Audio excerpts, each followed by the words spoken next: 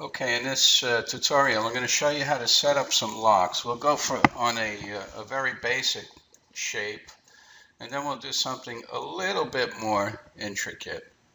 Okay, so again, this is going to be devoted to creating controls. You'll hear me say controls, locks, or variables, all the same thing. So first I start off with inserting a variable, and you can just type it in. Let's say it's length. I want this to be 12.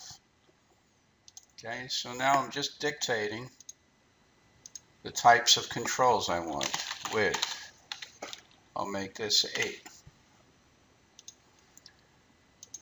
Insert, depth, we'll make this 6. Okay, so we have these controls right in here. You'll see them. Okay, I'm going to take these out. We'll do something with this afterwards. Okay, so we got length, width, and depth. I'll bring in a basic block. Create any size we want. I'll left click in my length field, right click, choose expression, left click on the letter A, and if you don't see these controls in here, pay attention to this browsing this file. You want it to match up with what you see in the title bar. Okay? If you do, you should see the control inside. In this case, it's a length. I'm going to left click on it. You'll see the control go in there. And I'm going to do the same for the width and the depth.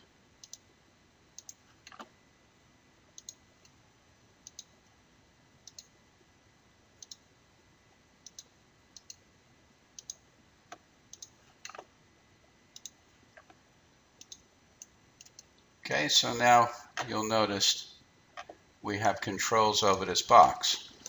Now, we have these inside the manager here, and we can right-click Edit, and then you'll double-click your Regen button.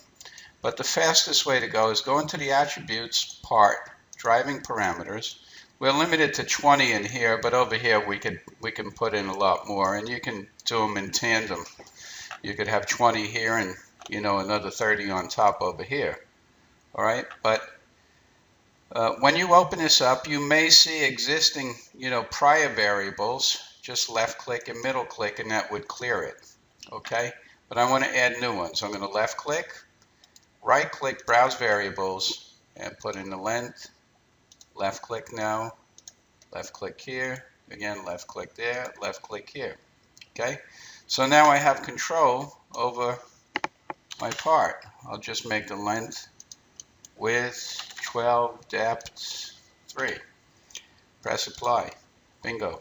Automatically set up. Okay, again I'll do something simple.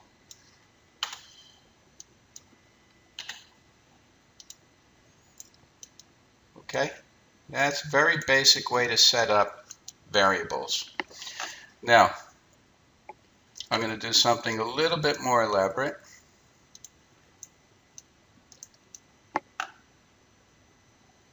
I'm going to erase these variables from before.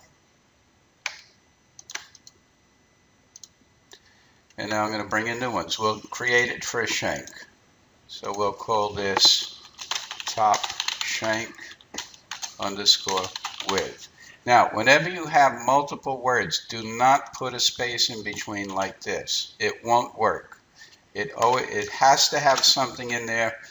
I commonly use an underscore. Okay, so we'll call this top shank width 8. Insert a new one. Top shank height 2.5. I'm just going to copy this. Insert variable, right click, paste, and we'll do this bottom. Then I'm going to copy this, and we'll make this 1.75, and we'll insert a new one, right click, paste, and we'll call this one width, and we'll make this 3. Okay, so we have our controls that we want, and you could always add them at any time as long as it's prior to bringing in your command or your dimension, whatever it is. Okay, so now I'm going to come in and bring in a ring shank, and we're going to make it simple, half round. I'm going to put one, oh, I blundered. I'm going to put one at 12 o'clock and 6 o'clock. Okay, I'm going to put my entity filter on sketch, right click on the top one, and edit the sketch. Okay, now I'm going to right click on the 6mm, modify value. This is 2015, so you're seeing these symbols over here. You may, in 2014, you'll see them in this area. Regardless, just press the letter A. And if you don't see your controls in here, pay attention again to this. Is this correct? See if it's matching up. Okay? And if it is, press on this arrow. And again, part 001. And here you'll see it. So this one is top shank width. This one here, right click, top shank height. Okay, it's the same. All right, I'm going to right click, exit the sketch, and I'm going to right click, edit this bottom one. Do the same thing. Right click, modify, press the letter A, go in here, and now it's bottom shank width. And this one I'll modify, bottom shank height. Okay, so now we have these four controls in. We'll build a shank.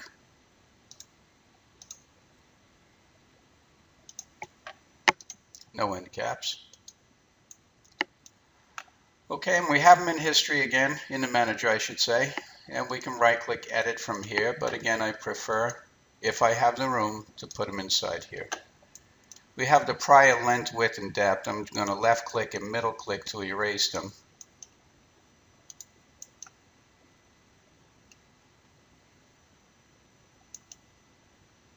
And now I'm going to left click, right click to bring in the new ones. Now I'm just going to left click on each. Left click on this here, left click inside. Okay, so now I have all four.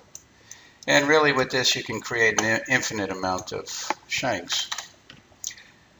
Let's say it's 12 over there and we want 2.25 and we want the bottom shank width maybe 1.5. This is the height, sorry. We'll go 4 here. Press apply. Okay, and it's rebuilt.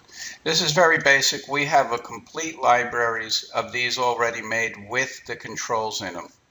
Okay, so these already have controls in them and it'll save you a lot of time. I'm just doing this as a demonstration for you to understand variables. Okay, so now I'm going to do something a little bit more intricate. Let's erase this shank. And I'll erase these controls from before. Now I'm going to bring in a gem. And we'll make it a simple 6.5, 1 carat center. And I'm going to bring in a sketch, a round sketch that goes with this. And I'll come in and I'm going to, from scratch, we have these settings already made for the people who are new to this. It's pre-made, but I'm doing this as a demonstration for you to understand other ways to put in controls. Okay, so our profile is this sketch. I'm going to middle click and I'm going to come down inside here and I'm going to left click in here and I'll create a taper. Okay, go in the front view. And I'll leave it as that, and I'll make it a solid. Okay. Now I'll blank out my component. And we'll just shell this shape, and I'll make this, so let's say 1.1, and we want an opening at the top and the bottom. And I'll create a chamfer. Okay, pre-cut. All right, so now I'm going to create a new lock. I'm going to call this control underscore prong position. And we'll call this 12.5. And okay. All right, Now, I'm going to come into wireframe, ISO curve on face. I want to put an ISO curve on this face, but you'll notice we can pick any position by hand, but I want to put it in with precision and with a control on it. The way to do it, just right click, go along. I want to go along this curve over here, and I want to put it at a percentage, right click, expression, press the letter A, control prong position. Okay, so now we have that control in there. And now I'll just extend this up. I'm just giving you an idea on how to play here. And I'm just going to put in a basic rod in this. You probably won't want to do it this way, but I'm going to just, again, use this for demonstration purposes. All right, so now we have this rod. We'll pattern this circular around the z-axis, 4 pieces. Okay, and now we'll come in and we'll cut this out with this curve list.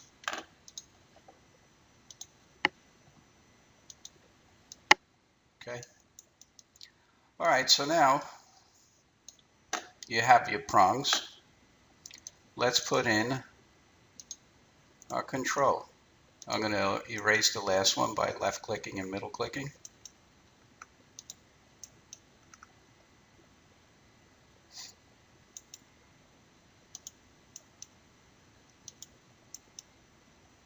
And now I'm going to left click and bring the new control in. Okay, so let's say we didn't want it over here. We might want it at 12, 3, 6, and 9. Go 25%. Bingo. Set up right away. Okay, so you could just come in and play. So it doesn't have to be on a basic command. You can come in and do it on your other snaps. You right click along.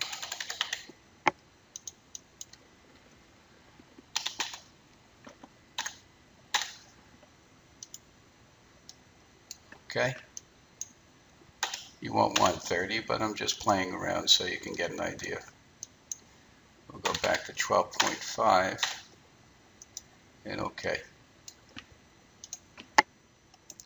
All right, and that's pretty much it for variables. Let me know if this is helpful for you.